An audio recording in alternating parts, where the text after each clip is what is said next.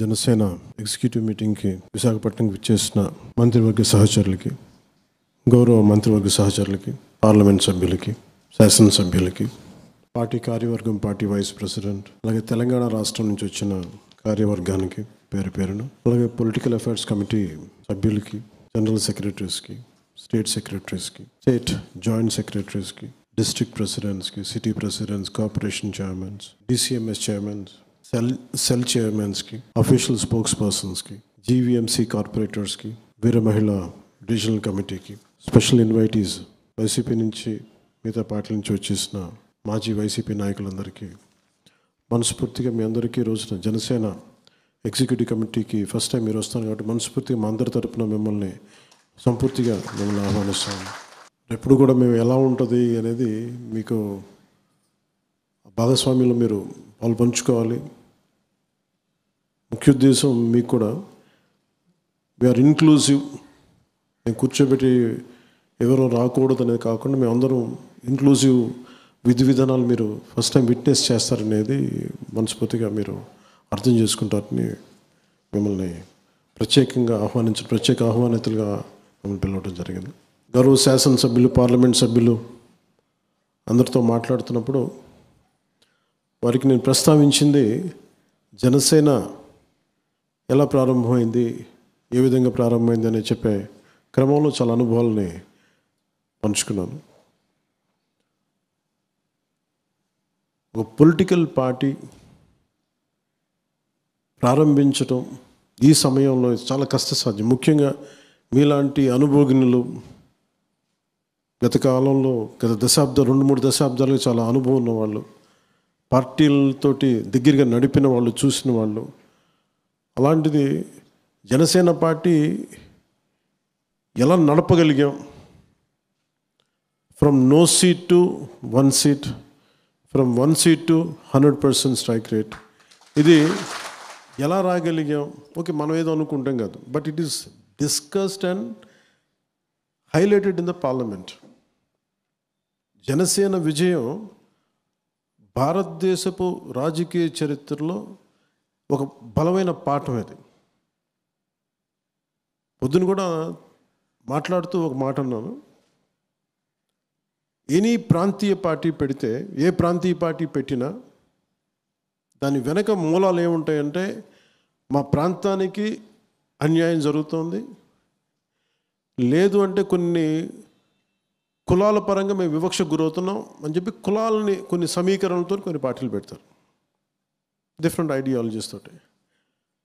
జనసేన ఒక్కటే భారతదేశంలో రీజనల్ పార్టీగా ప్రారంభమైన దాని వెనక నేషనల్ ఒక ఐడియలిస్టిక్ ఒక ఆలోచన విధానం ఉంది, దీని వెనక ఒక ఐడియాలజీ ఉంది బలంగా. మార్నింగ్ మేము చెప్తా ఉంటే నేను ఈ 7 ప్రిన్సిపల్స్ ఇవన్నీ మాట్లాడదాం, చూసేవాళ్ళు చాలా తేలిగ్గా ఉంటుంది, ఏముంటుందని. అది కాచి వడపోసిన సారం. అది ప్రపంచ కార్మికులారా ఏకం కండి అని ఒక మాట మాట్లాడితే చూడడానికి ఒక ఏకవాక్యంగా ఉంటుంది, కానీ దాని లోపలికి వెళ్ళే కొద్ది కొన్ని వేల పేజీలు మదనం ఉంటుంది. అలాగే జనసేన పెట్టిన 7 సిద్ధాంతాలు వెనక చాలా స్పష్టంగా, చాలా క్లియర్గా మేము ఆలోచించిన విధానం ఉంది. దీనికి మూలాలు ఒకటి, నేను జనరేషన్ ఎక్స్ నేను అర్థం చేసుకునేవాడిని. నేను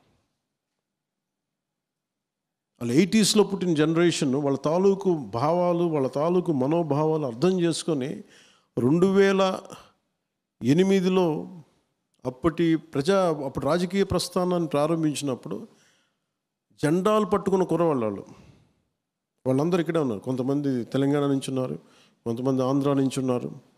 వాళ్ళ మనోభావాలకి నేను ఎలా మాట్లాడితే, వాళ్ళకి కొంత ఐడియాలజీ ఉంది, కొంత ఎదగాలి నాయకత్వంలో ఉంది, కానీ ఏం చేయాలో తెలియదు. ఆవేశం అయితే ఉంది. ఆవేశానికి నేను ఒక రూపకల్పన చేశాను. ఎందుకంటే భావాన్ని కులంతో కట్టిపడేయటం కొద్ది రోజులు కట్టిపడేయగలం, మతంతో కొద్ది రోజులు, ప్రాంతంతో కొద్ది రోజులు, కానీ ఒక బలమైన ఐడియాలజీ కనుక పట్టుకుంటే ఆ భావంతో కట్టిపడేస్తాం. డబ్బులతోటి, మనకంటే డబ్బున్న వాళ్ళు చాలామంది ఉన్నారు ఇక్కడ. 1000 కోట్లు ఉన్నవాడు రాజకీయ పార్టీని ప్రారంభించలేడు. డబ్బున్నంత మాత్రాన పార్టీని నడపలేరు, పేరున్నంత మాత్రాన పార్టీని నడపలేరు. మరి ఏది నడుపుద్ది పార్టీని అంటే, you have to have a very committed ideology. ఏదో పుస్తకాలు రాసేస్తే సరిపోదు. పుస్తకాలు రాసేస్తే సరిపోదు. కూర్చొని చాలామంది మేధావులు పుస్తకాలు రాశారు, కానీ నువ్వు రాసిన, నువ్వు ప్రతిపాదించిన సిద్ధాంతాన్ని నువ్వు బతకగలిగితే, బతకటమే కాదు దాని సత్ఫలితాలు రాజకీయంగా చూపించగలిగితే అది చాలామందికి అది ఒక ప్రేరణ అవుతుంది. మేము ప్రారంభించింది అది ఒక 15 సంవత్సరాల క్రితం మేము ప్రారంభించినప్పుడు ఒక దాంట్లో చాలామంది యూత్ వింగ్తో, అప్పుడు రాజకీయ యూత్ వింగ్తో స్టార్ట్ చేసినప్పుడు ఏవైతే భావజాలాలు ఉన్నాయో ఆ టైంలో మాట్లాడుకున్నవన్నీ దానిని ఒక ప్రాపర్ ఒక ఫ్రేమ్వర్క్లో చేసి 7 సిద్ధాంతాలు ప్రతిపాదించినప్పుడు వీడికి ఐడియాలజీ తెలియదన్నారు. నేను మాట్లాడుతున్న చాలా ఇంటిగ్రేటెడ్ ఐడియాలజీ. ఒక కంపెనీ నడపలేనప్పుడు 5-6 కంపెనీలు కలుస్తాయి, అమాల్గమేషన్. లేదంటే కార్పొరేట్స్ విలీనం అవుతాయి. అంటే సర్వైవల్ కోసం విలీనం అవుతున్నప్పుడు ఈ సమాజం కోసం ఎన్ని రకాల ఐడియాలజీని కలిపితే ఎప్పుడు మారుతూ ఉంది ఐడియాలజీ. మార్పు నిరంతరం, కానీ వచ్చే మార్పు అది మరింత ప్రగతి బాట వైపు ఉందా లేదంటే పురోగత అధోగత అని చూసుకోవాలి మనం. సో మార్పు అనేది అనివార్యం, కానీ మార్పు ముందుకు వెళ్తుందా వెనక్కి వెళ్తుందా అని చూసుకుంటే నేను అనుకున్నది ఇది ఎసెన్షియల్లీ పాలిటిక్స్. కులం మీద నన్ను నడపలేం. ఉదాహరణకి తెలంగాణ రాష్ట్ర సమితి అని ప్రారంభమయ్యి కూడా ఒక స్థాయికి వచ్చే గది భారతీయ రాష్ట్ర సమితి చేయాలనుకున్నారు. ఎందుకంటే ఆ వాదానికి ఒక పరిమితి కాలం ఉంది. తర్వాత దాన్ని ఆ పార్టీ వ్యవస్థాపకులు దాన్ని భారతీయ రాష్ట్ర సమితి కింద మార్చుకున్నారు. అంటే ఇది మార్పు అనేది అనివార్యం. Maybe it is for better. దీన్ని అలా చూడాలి, అంతేగాని దాన్ని తప్పు పట్టడాలు ఇవే ఉండవు. ఒకరోజు ఇది అనుకున్నాను, ఇంకో రోజు అనుకున్నాను. నేను అట్లా అనుకోలే. ప్రారంభించినప్పుడే ఐఎమ్ వెరీ క్లియర్, ఈ 7 మాట్లాడాలి, ఈ 7 చుట్టే తిప్పుతాం. మీరు ఏమి తిప్పినా మీరు ఇంకోటి మార్చుకోండి, ఇంకోటి అనుకున్నా నేనైతే మార్చలేదు, మారలేదు, ఇవే నిలబడతాయి. ఇన్ని సిద్ధాంతాలు పెట్టుకుని I want be very pragmatist politician, అంటే రిజల్ట్ ఓరియంటెడ్ పొలిటీషియన్. నేను కూర్చోబెట్టి చాలా ఐడియలిస్టిక్గా నేను కూర్చోబెట్టి ఖద్దరు బట్టలు వేసుకుంటాను, నేను కూర్చోబెట్టి నిరాహార దీక్షలు చేసి నిరసనలు తెలిపి అక్కడితో ఆపే. కొన్నిసార్లు పోరాటాలు చేయాల్సి వస్తాయి, కొన్నిసార్లు నిరసనలు చేయాల్సి వస్తాయి, కొన్నిసార్లు కొట్లాడాల్సి వస్తాయి, కొన్నిసార్లు అవసరమైతే చెప్పు చూపించాల్సి వస్తాయి పరిస్థితులను బట్టి. అంతేగాని అన్నిటికీ పిడికి బియ్యంకి ఒకటే మంత్రం ఉండదు. That's the purpose of very ideology చాలా బ్రాడ్గా పెట్టాను. ఇది కొంతమంది కన్ఫ్యూజింగ్గా ఉంటుంది. కానీ ఈరోజు మీరు చూస్తే ముఖ్యంగా సెక్యూరిటీ కమిటీ మెంబర్స్ అందరికీ నా మేజర్గా విజయం వచ్చింది, కూటమి ప్రభుత్వం వచ్చింది. అందరి ఆలోచన ఏముందంటే ఇప్పుడు మనం ఏం చేసుకుందాం, పదవులు రాలేదు, ఇవి రాలేదంటే నాకు ఏ పదవి ఉందని నేను ఉన్నాను 15 సంవత్సరాలు. ఏ పదవి ఎవరిస్తారు చెప్పండి? నా పర్సనల్ లైఫ్ పోయింది, నా వ్యక్తిగత జీవితం నాకు లేదు. నేను కష్టపడి సినిమాలు చేద్దాం, నా మీద కేసులు వేస్తారు. ఒక పొలిటికల్ లీడర్ ఎలా బతకాలి? నాకేం కంపెనీస్ లేవు, పత్రికా కంపెనీస్ లేవు, నాకు పబ్లికేషన్స్ లేవు, సిమెంట్ ఫ్యాక్టరీస్ లేవు. కొన్ని లేదు, మనం ఏదైనా కూర్చొని ఆల్రెడీ ఒక భారతీయ జనతా పార్టీ లాంటి ఒక పెద్ద బలమైన పార్టీలో ఉంటే నేను కూర్చోబెట్టి నేను ఒక కద్దరు లాల్చి పైజం వేసుకుని నేను సంచి పెట్టుకుని తిరగడం సిద్ధమే. కానీ మన అలాంటి పార్టీ కాదు మనది. అన్నీ నేనే అవ్వాల్సి వచ్చింది. సైద్ధాంతిక బలం నేనే ఇవ్వాలి, పార్టీని నడపాల్సిన ఆర్థిక బలం నేనే ఇవ్వాలి, మళ్ళీ దీనికి కావాల్సిన పోరాట బలం ముందు నేనుండి నడిపించాలి. అంటే 3 అంచెల పోరాటం చేస్తే కానీ పార్టీని 15 సంవత్సరాలు ముందుకు నడపలేకపోయాను. నిలబడ్డాం కాబట్టి దీనికి ప్రేరణ తీసుకొని చాలామంది వచ్చారు యువత. కొంతమంది ఆడపడుచులు వచ్చారు, యువత వచ్చారు. పోరాటం స్ఫూర్తి జనసేన. పొద్దున్న కొనతాల రామకృష్ణ గారు మాట్లాడుతూ కలిసినప్పుడు ఒకటే మాట అన్నారు, నేను పోరాటం, నాకు మీ ఫైటింగ్ స్పిరిట్ ఇష్టం, ఎందుకు నేను అలా వచ్చాను ఉత్తరాంధ్ర పోరాటం నాకు అందుకు. ఎందుకంటే ఆయన ఒక సీట్, నేను ఆయన ఏ విధంగా కన్విన్స్ చేయగలను చెప్పండి పార్టీలోకి రమ్మని చెప్పి. ఎందుకంటే నేను ఎవరిని ఎందుకు పిలవనంటే మీరు నన్ను అర్థం చేసుకుని ఇష్టపడి వస్తే మనం చేసే ప్రయాణం వేరుంటుంది. మనోహర్ సార్కి కూడా అదే చెప్పాను, పెద్దలు మనోహర్ గారికి కూడా. ఆయన నన్ను 2 సంవత్సరాలు పరీక్షించారు. నేను ఉట్టే రాలేదు. ఆయన ఒక ఎస్టాబ్లిష్డ్ కాంగ్రెస్ పార్టీ నుంచి వచ్చిన ఆయన ఎందుకు నమ్మాలంటాను నేను? వీడికి అమెచ్యూరిష్గా ఉంటుందేమో, కూర్చోబెట్టి ఇలా అలా అనుకుంటారు అందరు. తప్పేం కాదు అది. నేనేం చేసుకోవాలి? I said I'll prove you. I said I have proven myself, I have proven my commitment. ఆయన 4 గోడల మధ్య ఎంత కమిట్మెంట్గా చెప్పాను, అదే 4 గోడల మధ్య ఆ రోజున మనకి బోర్డర్లో ఆపేస్తే అదే కమిట్మెంట్ ఆ రోజు చూపించాను. ఆ రోజున 4 గోడల మధ్య ఆయనతో మాట్లాడా. మీకు తెలుసు, మనకి బాలినేని గారు లాంటి వాళ్ళు తెలుసు ఎంత హార్డ్ కోర్ ప్రభుత్వం అది. సొంత మనుషుల్ని వాళ్ళు ఉండేవాళ్ళు, అలాంటప్పుడు బయట వాళ్ళని ఎక్కడ ఉండేస్తారు? ఒక హార్డ్ కోర్ ఈరోజు మన ఆయన జైల్లో వెళ్ళి బయటకు వచ్చిన ఇంటెలిజెన్స్ ఐజీ హార్డ్ కోర్ వ్యక్తి అయినా పర్సనల్ నాకు ఆయన తెలుసు. ఒకప్పుడు ఈరోజు ఇదే వైజాగ్లో మమ్మల్ని ఎలా ఆపారు మీరు చూశారు, చాలామంది గుర్తుండి ఉంటుంది. ప్రభుత్వంలోకి వచ్చి రాగానే నాకు పదవి రాలేదంటే అసలు ఈ ఎలక్షన్లు మీరు అంటే అందరికి ఇదే అడుగుతున్నాం. మనం అసలు ఎలక్షన్స్ ఇలా చేయలే. ఇది అందరికీ అప్లై, ఒక జనసేనకి కదా, ఇంక్లూడింగ్ టీడీపీ, ఇంక్లూడింగ్ బీజేపీతో కూడా అప్లై అవుతుంది. ఇది జనసేన, ఇది కూటమి ప్రభుత్వం, కూటమి ఏర్పడలా, ఏమి జరుగుండేదని ఒక పాసిబుల్ సినారియోస్ మీరు ఊహించుకోండి. ఏదైనా జరుగుండొచ్చు. ఇండిపెండెంట్గా వచ్చి ఉండొచ్చు, రాకపోయి ఉండొచ్చు, లేదంటే తిరిగి వైసీపీ వచ్చి ఉండొచ్చు. ఏది అంటే దీనికి ఎన్ నెంబర్ ఆఫ్ పాసిబిలిటీస్ ఉన్నాయి. కానీ చాలా స్థిరమైన ఆలోచన విధానంతో దీన్ని ఆలోచన చేసాం, ముందుకు తీసుకెళ్ళాం. అంటే నేనేది మనం నేర్చుకోవాల్సింది ముఖ్యంగా నేను రేపు చెప్పదలుచుకుంది కూడా క్యాడర్ కానీ అందరికి కూడా, గెలుపుకి అందరూ ఉంటారు, ఓటమికి ఎవరు ఓన్ చేసుకోరు, అందరూ వదిలేస్తారు. నేను కష్టాల్లో ఓటమిలో నిలబడతాను తప్ప సుఖాలను ఎప్పుడు కనిపించింది, ఎప్పుడు విజయాలు ఎప్పుడు కనిపించింది. విశాఖపట్నం 2018 పోరాట యాత్ర అప్పుడు అబ్బాయి సతీష్ ఇక్కడే ఉన్నాడు, శివ శంకర్ గౌడ్ ఉన్నాడు. మీకు ఎంత ఇచ్చాను శంకర్ ఆ రోజు? మీకు ఎంత? 13 లక్షలు ఇచ్చాను కదా నీకు బడ్జెట్. నా దగ్గర ఉన్నది 13 లక్షలు.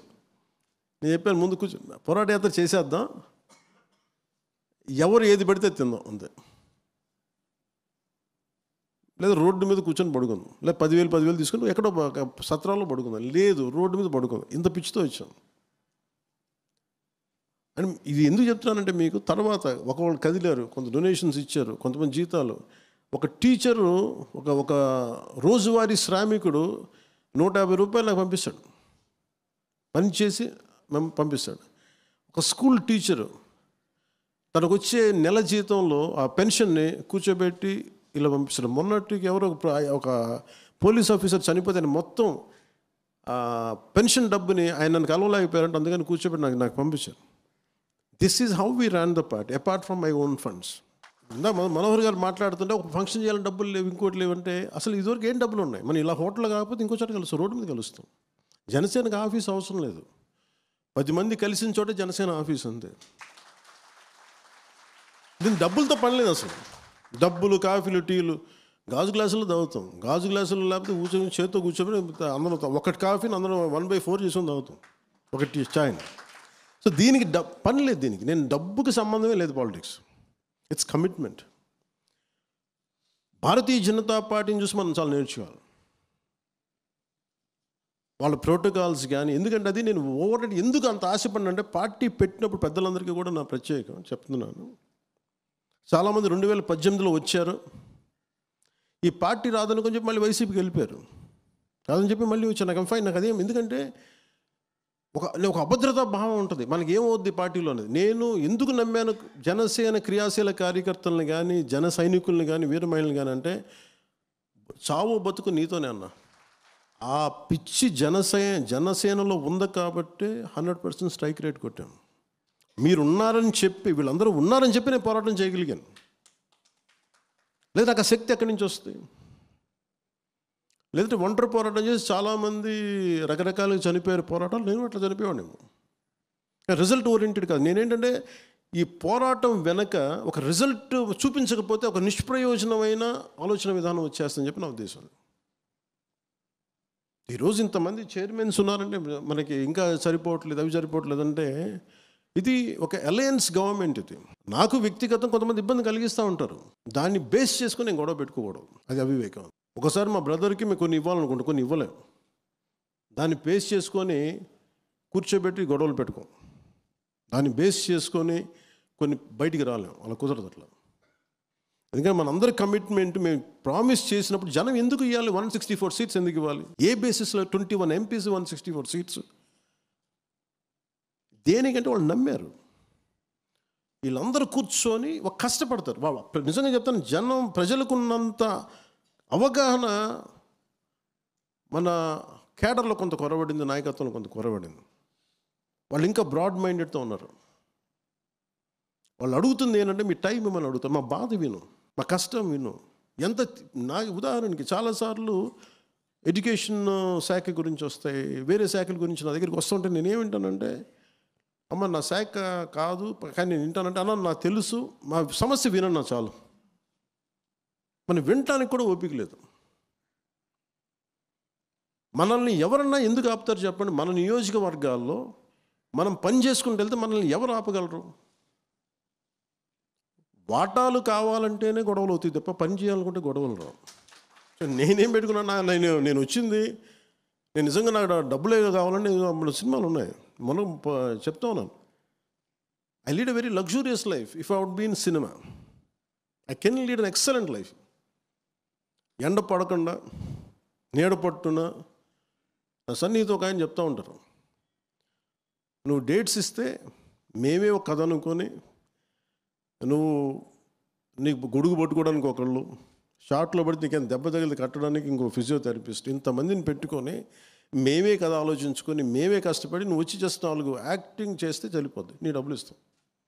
అలాంటిది నువ్వు ఇవన్నీ వదిలేసి నువ్వు వెళ్ళి కూర్చొని రోడ్ల మీద కూర్చుంటా, వాళ్ళతో పడతావు వీళ్ళతో పెడితే ఏంటి నీకు కర్మ అంటే? ఇది నా దేశం అంటే నాకు పిచ్చి అండి, ఇది నా మ్యాడ్నెస్.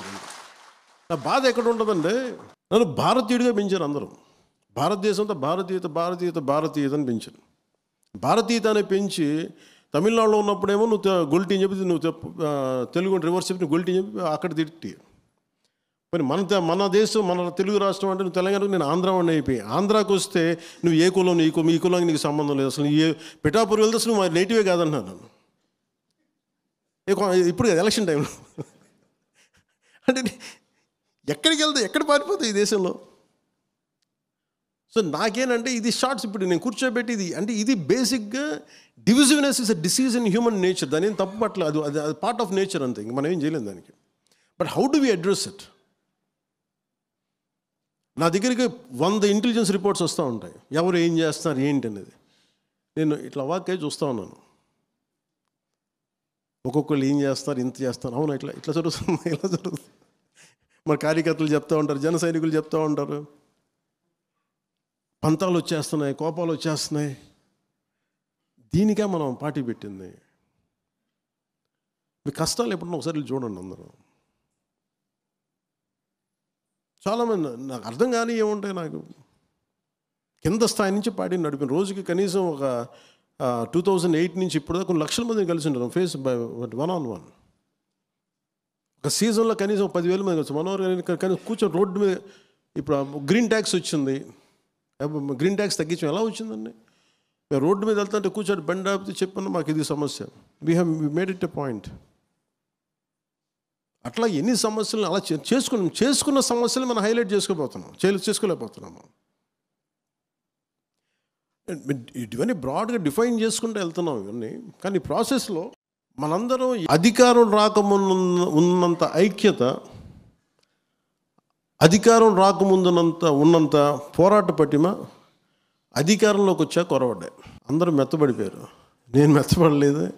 నాకున్నది ఏంటంటే I have got big responsibility.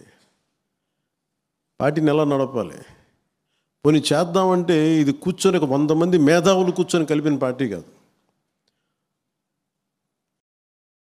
నా ఆవేదనో నా కోపమో కింద పడో మీద పడో నలిగి తర్వాత చాలామంది మనోహర్ గారు లాంటి పెద్దలు, మీలాంటి పెద్దలు అందరూ వస్తే ఇప్పుడు ఫామ్ అవుతుంది పార్టీ. ఇప్పుడు నేను ఏం కోరుకున్నాను, అధికారం రాకముందు ఉన్నంత బలం అధికారం వచ్చిన తర్వాత ఎవరి కాలం ఇట్లాగా లూజ్గా అయిపోయాం, వదులుగా ఉన్నారు అందరూ. It's a time to come back. పదవి లేకపోతే ఏమి చచ్చిపోతామంటే. నేను ఆర్ఎస్ఎస్ కార్యకర్తలను చూస్తాను, కొంతమంది బీజేపీలో వాళ్ళు ప్రధాన కార్యదర్శులుగా చేస్తుంటారు. ఒక ఖద్దరు చొక్కా, చేతికో సంచి. వాళ్ళ పని ఏంటంటే పార్టీ కోసం పనిచేయడం అంతా.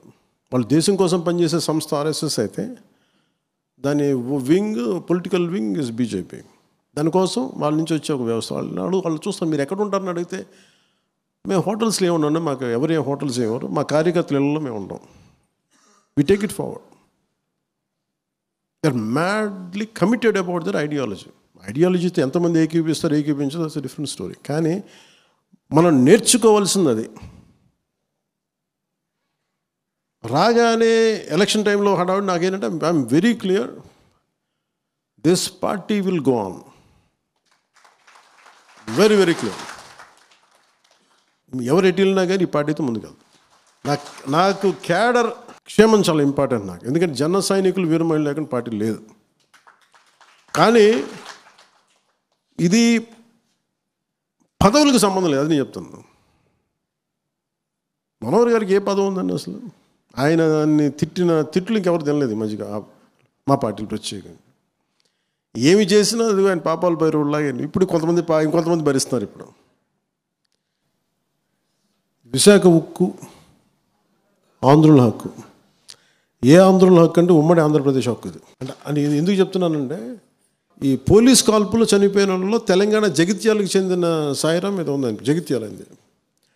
అంటే ఇది విశాఖ ఉక్కు ఆంధ్రుల హక్కు. It's not just about Andhra, ఇది ఎంటైర్ తెలుగు ప్రైడ్, ఒక ఉమ్మడి ఆంధ్రుల హక్కు ఇది. అలాంటిది ప్రైవేటైజేషన్ జరుగుతున్నప్పుడు ఇది నేను 2 సందర్భాలు, మన కోన తాతారావు గారు ఎక్కడున్నారు, కోన తాతారావు గారు ఉన్నారు, మీటింగ్ పెట్టాం. తర్వాత అధికారంలోకి వచ్చిన తర్వాత మళ్ళీ మొన్న కూడా మనం మాట్లాడాం. ఇది ఇంకా ప్రైవేటైజేషన్ ఆపక ముందు గత ప్రభుత్వాన్ని నడిపిన వాళ్ళ అధినాయకత్వం తెలుసు అప్పుడు ముఖ్యమంత్రికి. విభజన సమయంలో విడిపోవడానికి ఒప్పుకోవట్లేదని ప్లే కార్డు పట్టుకోవడం ఎలా పట్టుకున్నారంటే అప్పుడు టీవీలో చూపించారు. దొంగచాటుగా సోనియా గాంధీ గారు చూడకుండా, ఆవిడ కనుపంట పడకుండా, ఆవిడ కళ్ళలో పడకుండా చెప్పారు ఆయన. మీరు ఆ విజువల్ ఉంటుంది చూడండి. అంటే ఇది ఎందుకు చెప్తున్నానంటే, మీరు ఇక్కడ ఎన్నైనా మాట్లాడతారు, ఇక్కడ వెళ్ళి పొడి చేస్తాం, చంపేస్తాం, ఇది చేసేస్తాం, మెడల్ ఉంచి తీసుకొస్తాం, అలా ఇక్కడేం జరగదు. అక్కడ ఢిల్లీ అది కుదరదు అట్లా. ఇక్కడ ఎన్నైనా మాట్లాడచ్చు. వీళ్ళు కథలు అక్కడ చెప్తారు ఇట్లా. సో ఇలాంటి వ్యక్తి స్టీల్ ప్లాంట్ 151 సీట్లు ఇచ్చిన వ్యక్తి స్టీల్ ప్లాంట్ని ప్రైవేటైజ్ చేస్తారంటే ఏం చేయలేదు. వాళ్ళు ఏమీ చేయకపోగా వచ్చి కార్మిక నాయకులతో ఏం మాట్లాడారంటే, స్టీల్ ప్లాంట్ కార్మిక నాయకులతోటి మీరు వదిలేసుకుని మీకు ఇండివిజువల్ ప్లాట్స్ చేసేస్తాను, మీకు కొంత ప్లాట్లు ఇచ్చేస్తాను, మీకు ఇన్ని కోట్లు వస్తాయంటే చాలామంది కార్మిక సంఘాల నాయకులు ఇది ఒప్పేస్తున్నారు. కొంతమంది, నేను ఇది మొన్న క్రాస్ చెక్ చేసుకున్నాను. మళ్ళీ మన ఆఫీసులో నేను పదవి తీసుకున్న తర్వాత మాట్లాడినప్పుడు అది మేము చేయలేదని కొంతమంది చేశారు, బట్ కొంతమంది చేశారు.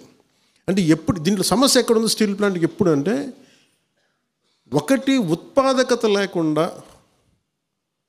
పెట్టుబడి 1000 కోట్లు 10,000 కోట్లు పెట్టుబడి పెట్టి పీనట్స్ నుంచి వస్తుంటే ఖచ్చితంగా నష్టం, అది ఎప్పటికైనా సరే. కానీ అది ప్రత్యేకమైన స్థితిలో ఉంది. ఇది చాలా ఉద్యమాలు చేసి సంపాదించుకుంది, ప్రాణాలు పోగొట్టి సంపాదించుకుంది. నేను ఢిల్లీకి వెళ్ళినప్పుడు ఇక్కడ ప్రైవేటైజేషన్ జరుగుతుంది అనుకున్నప్పుడు కార్మిక సంఘాల నాయకులు నేను ఏమడిగానంటే, ఆ రోజున అప్పటికి ఇంకా బీజేపీతో మన ఇంకా అలయన్స్ కూడా ఫుల్గా ఫామ్ అవ్వాల, టాక్ స్టేజ్లో ఉంది. అలాంటి సమయంలో నేను ఏం చెప్పానంటే, వెళ్ళి అంటే మీకు తెలుసు, మీకు ఈ దేశంలో ఎవరన్నా సరే అమిత్ షా గారితో ఎవరితో గొడవ పెట్టుకుంటారండి. వీళ్ళు అమిత్ షా గారికి నేను ఖచ్చితంగా అభిప్రాయం చెప్పండి. ఎందుకు అభిప్రాయం చెప్పలేరంటే, ఆయన భయపెడతారని కాదు. ఆయన అడిగే ప్రశ్న వీళ్ళ దగ్గర సమాధానం ఉండదు. వాళ్ళు ఏం కూర్చోబెట్టి భయపెట్టడం వాళ్ళు బెదిరించడం ఏం చేయరు. ఆయన మీరు నేషనల్ లీడర్షిప్ ఎప్పుడు చాలా క్లియర్గా ఉంటుంది, గుర్తుపెట్టుకోండి. మనం అనుకుంటాం ఇక్కడ కూర్చోబెట్టి చేసి వాళ్ళు ఏమి చేయరు. నీ కూర్చోబెట్టి వాళ్ళు అడిగే లాజికల్ క్వశ్చన్స్కి మన దగ్గర సమాధానం లేకపోతే సమాధానం వీగిపోయి వదిలేస్తాం. వాళ్ళ దగ్గర సమాధానం ఉంది, ఇంత నష్టం లాజికల్గా ఉంది. మీరు చెప్పండి, మీరు ఇంట్లో వ్యాపారం చేసుకున్నప్పుడు నష్టం వస్తుంటే దాన్ని ఎంతకాలం భరిస్తాం? బ్లీడ్ అవుతూ ఉంది. మేము వెళ్ళి ఏం చెప్పామంటే, నేను మనోహర్ గారు వెళ్ళి ఢిల్లీ మన సౌత్ బ్లాక్కి వెళ్ళాం, పార్లమెంట్లోకి వెళ్ళాం. చాలా బిజీ షెడ్యూల్ టైం ఇచ్చారు. వెళ్ళి ఏం చెప్పారంటే, సార్ ఇది ఆంధ్రప్రదేశ్ మిగతా ఫ్యాక్టరీస్ని ఇప్పుడు అలా నిజంగా భారతీయ జనతా పార్టీయే, నరేంద్ర మోదీ గారి నాయకత్వంలో ఉన్న భారతీయ జనతా పార్టీ కానీ, అమిత్ షా గారు ఉన్న నాయకత్వంలో ఉన్న భారతీయ జనతా పార్టీ కానీ నిజంగా అది మొండిగా ఎవరి మాట వినరు అనుకుంటే, మరి డ్రెడ్జింగ్ కార్పొరేషన్ ఆఫ్ ఇండియాని ప్రైవేటీకరణ ఆపేశారు 2017-18లో వాళ్ళు చెప్పారు నాకు, నువ్వు తీసుకొచ్చిన పాయింట్ నువ్వు ప్రజెంట్ చేసింది మాకు నచ్చింది. నేనేం చెప్పానంటే, దానికి ప్రాఫిట్లో ఉన్నది మీరు దయచేసి చేయకండి సార్ అంటే వెంటనే విన్నారు, దాని ప్రైవేటైజేషన్ ఆపారు. సో వాళ్ళకి సరిగ్గా చెప్పాలి వాళ్ళకి. అదే మేము వెళ్ళి మళ్ళీ స్టీల్ ప్లాంట్ అని చెప్పాను. స్టీల్ ప్లాంట్ అనేది చాలా భావోద్వేగంతో కూడింది సార్. అలాగని మీరు గుడ్డిగా మిమ్మల్ని చేసేయమని చెప్పట్లా, కానీ దీని వెనకున్న మొత్తం మీరు ఒకసారి స్టడీ చేసి ఏ మాత్రం కుదిరితే దానికి ఒక మైన్స్ కేటాయించండి. కుదిరితే దానికి మీరు ఒక పైప్ లైన్ వేయండి. ఎక్కడైతే మైనింగ్ సోర్స్ ఎక్కడ ఉందో మన ఒరిస్సా నుంచి ఇక్కడి నుంచి ఒక పాసిబుల్ ఒక మైనింగ్ పైప్ వేయండి, ఐరన్ ఓర్ పైప్ వేయండి. ఒక సొంత గనులు లేవు, క్యాప్టివ్ మైన్స్ కనుక మీరు ఇవ్వగలిగితే ఇలా ఉంటుందని చెప్పి మొత్తం ప్రజెంట్ చేసి పట్టుకొచ్చాం.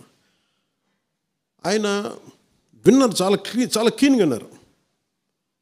ఎస్ చెప్పలేదు, నో చెప్పలేదు. కానీ మేము దీన్ని, ఆయన చెప్పింది ఏంటంటే we look in to it, అంతే.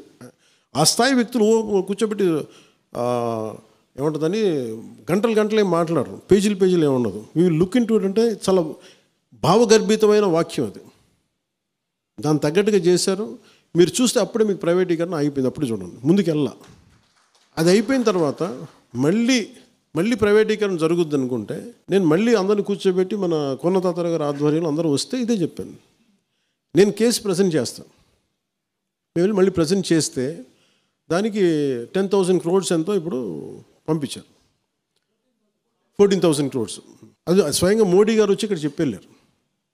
ఇది వెనక్కి వెళ్ళడం అంటే ఏం లేదు. కాకపోతే ఏంటంటే మీరు కార్మిక సంఘాల్లో కూడా ఎంత త్రికరణ శుద్ధిగా ఉన్నారు, మీరు ఎంత చిత్తశుద్ధిగా ఉన్నారు.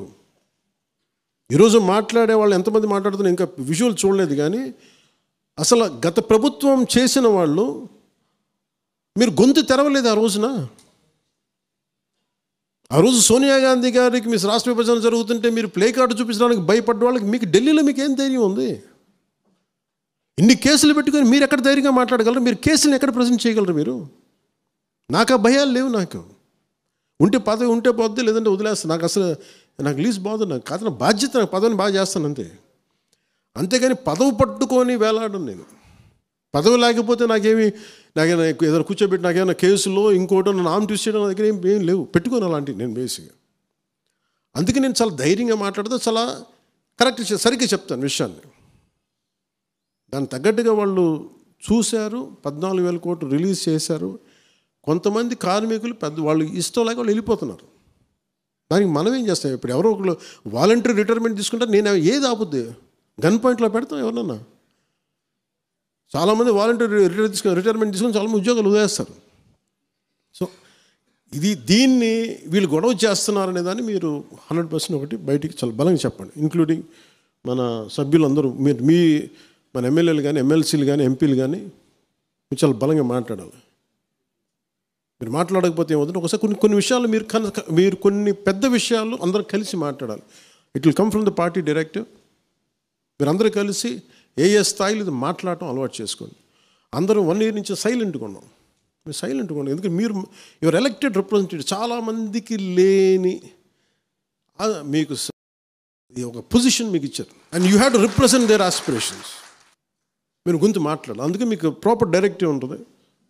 మనకి political affairs committee under the leadership of Manohar garu ఇది వస్తుంది. మీరు బలంగా మాట్లాడండి. It will come from the entire executive committee from PSC. నేను సార్తో చెప్తాను, ఖచ్చితంగా మీకు వస్తే ఏ విషయాల మీద మాట్లాడాలి. అలాగే పాప సుగాలి ప్రీతి ఇష్యూ,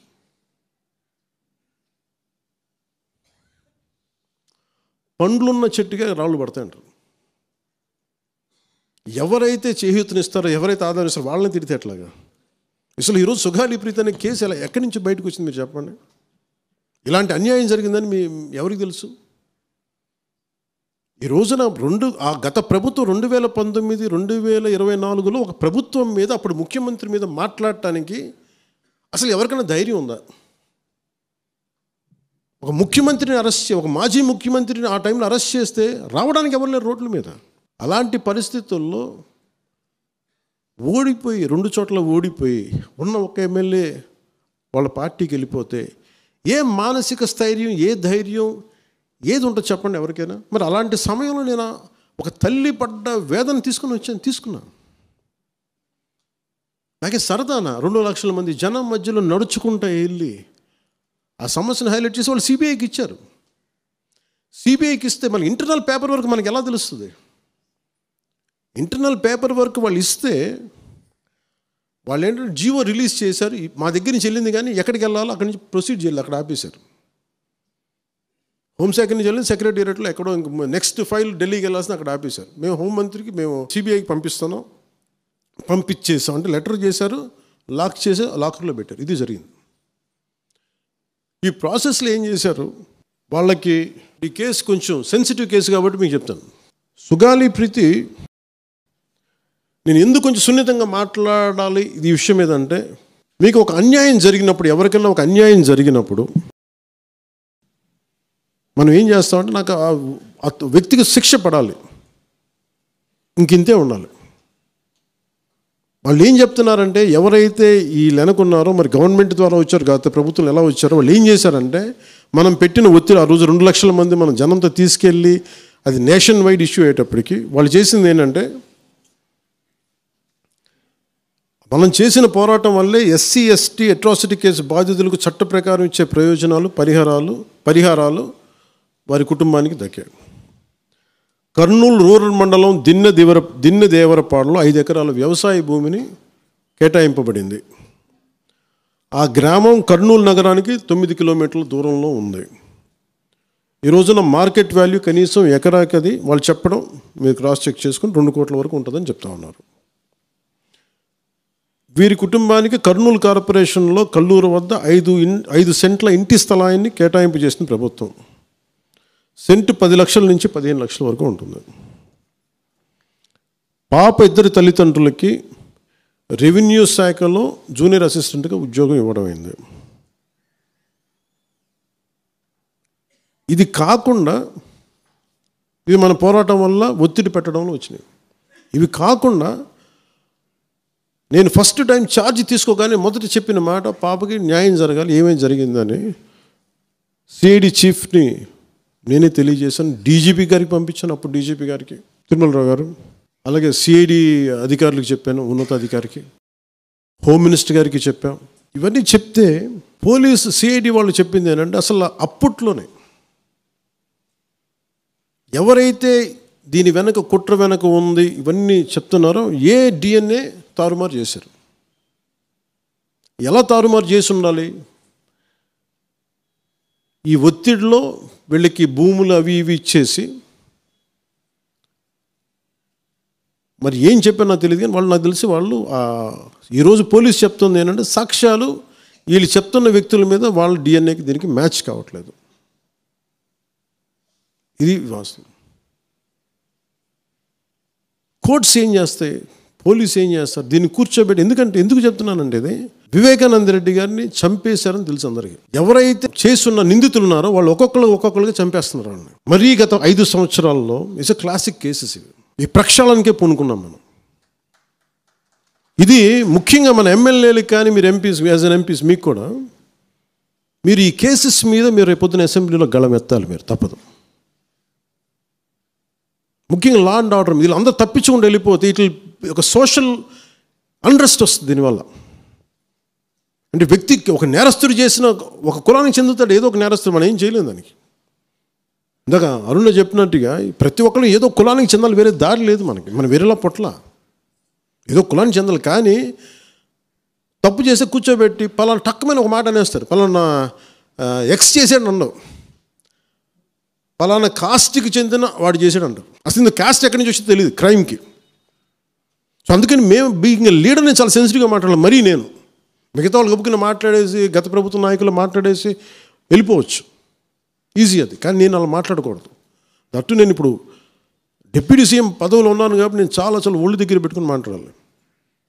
అందుకని ఇవన్నీ మీరు ఒక్కసారి దీంట్లో కూడా ఆ పాపకి న్యాయం జరగాలి, దోషులుంటే శిక్షింపబడాలి. ఇలా ఒత్తిడి పెట్టాల్సిన వారికి కూడా నా విన్నపం ఏంటంటే, మీరు అసలు ఈ కేసు ఎవరి వల్ల బయటకు వచ్చింది మీరు చెప్పండి. సో మా త్రికరణ శుద్ధిని, మా చిత్తశుద్ధిని మీరు తక్కువ ఎంచినా. ఇక్కడ కేసులు వాళ్ళు కూర్చోబెట్టి నేను వెళ్ళి సాక్ష్యాధారాలు నేనేం క్రియేట్ చేయలేను. అక్కడ గత ప్రభుత్వం చేసిన తప్పులు కొనేసారు వీళ్ళు చాలామందిని. మరి ఏం కొన్నారు, ఎలా కొన్నారు, దీని మీద కేసు పెట్టాలి. ఇది లెట్ ఎంటైర్, ఇది నా ఒక్కటి కేసు కాదు, ఇది ఎంటైర్ సొసైటీకి ఇది సిచ్యువేషన్. మీరందరూ కూర్చొని ఒకసారి మన ఎమ్మెల్యేస్ అందరూ కూడా, మన నాయకులందరూ కూర్చోబెట్టి you try to take it to home minister గారు, including law and order CM గారి దృష్టిలో చేతిలో ఉంటుంది కాబట్టి నేను ఇంతకు మించి దీని మీద మాట్లాడకూడదు.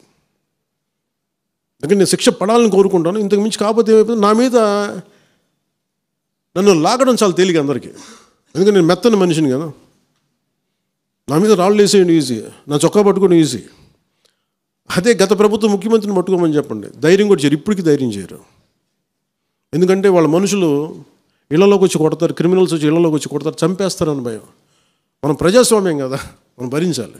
అందుకని దయచేసి దీన్ని మీరు ఒకసారి కూర్చోబెట్టి ఒకసారి మన గౌరవ శాసనసభ్యులు, మంత్రివర్గ సహచరులు, లెజిస్లేటివ్ కౌన్సిల్ మెంబర్స్, పార్టీ నాయకులు అందరూ దీని మీద ఒకసారి, స్పోక్స్ పర్సన్స్, వీర మహిళ నాయకులు, వీరందరూ ఒక్కసారి కూర్చోబెట్టి ప్రతి ఒక్కరు కూడా దీని మీద, ఇది ఎందుకంటే ఇది ఒక కేసుగా చూడకండి, ఇది గర్ల్ చైల్డ్ తాలూకు ప్రొటెక్షన్ చాలా ఎసెన్షియల్. అందుకని దీన్ని సోషల్ మీడియా యాక్ట్ కానీ ఇవన్నీ మాట్లాడాలని పొద్దున్న నిర్ణయించుకున్నాం. ఇది ఒకసారి మీ దృష్టికి తీసుకొస్తాను.